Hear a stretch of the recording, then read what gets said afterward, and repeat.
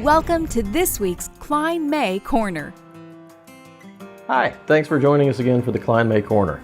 We're going to talk about a question today that I get very often from buyers, and that is, what does the seller have to tell me about the house in terms of problems? Does a seller have to tell a prospective buyer that there's something wrong with the house that they don't intend to fix? And the answer to that, surprisingly, is no. In Virginia is a buyer beware state for just about anything that somebody might want to purchase.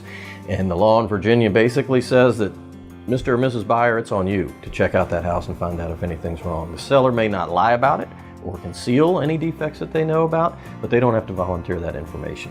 Now, the rules are a little different for real estate agents. Realtors are bound by the code of ethics, and all agents are bound by the law, which says that if an agent knows of a defect, even though they're representing the seller, they do need to disclose that.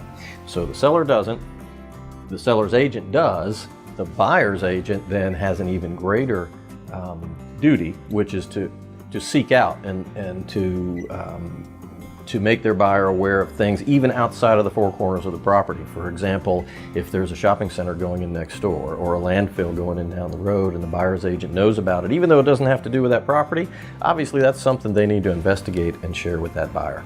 So 3 very different levels depending on who you are in the real estate transaction. The seller doesn't need to talk about it at all.